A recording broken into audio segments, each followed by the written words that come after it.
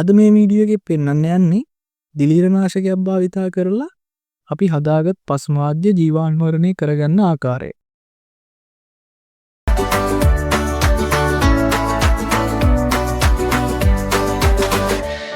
මුලින්ම ඔයාලට කරන්න තියෙන්නේ වතුර ලීටරයක් විතර අහුවෙන කෝප්පයක් කරන් ඔයාට තියෙන පැකට් ගාන ගණන් කරලා පැකට් ගානට හරියන වතුර ටික මැනලා හදාගන්න.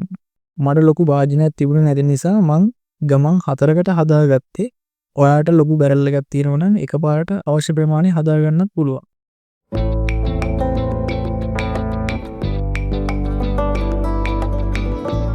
දිලීරනාශකයේ දාන ප්‍රමාණය කිව්වොත් ග්‍රෑම් 12ක් වතුර ලීටර 10කට තමයි දාන්නේ.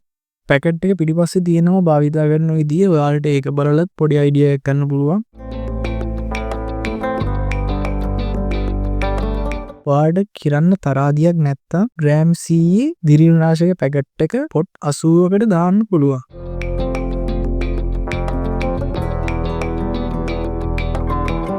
ඔයා දිලීරනාශකේ දාගද්දි පොට් එක පිරෙන්න දාගන්න. සාමාන්‍යයෙන් වතුර ලීටරයක් වගේ දැම්මම ඇති එක පොට් එකකට.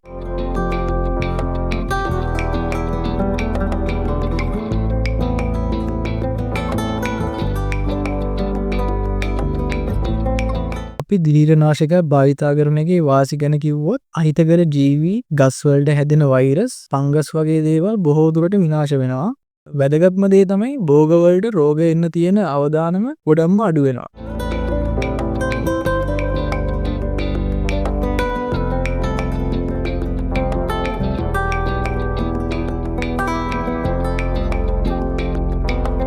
ඉතින් මේ වීඩියෝ එක හොඳ නම් ලයික් කරලා කමෙන්ට් කරලා channel එකත් subscribe කරන්න අමතක කරන්න එපා. තවත් මේ වගේ වීඩියෝ කරගෙන එන්නම් ඉස්සරහට. ඔයාලට ජය වේවා.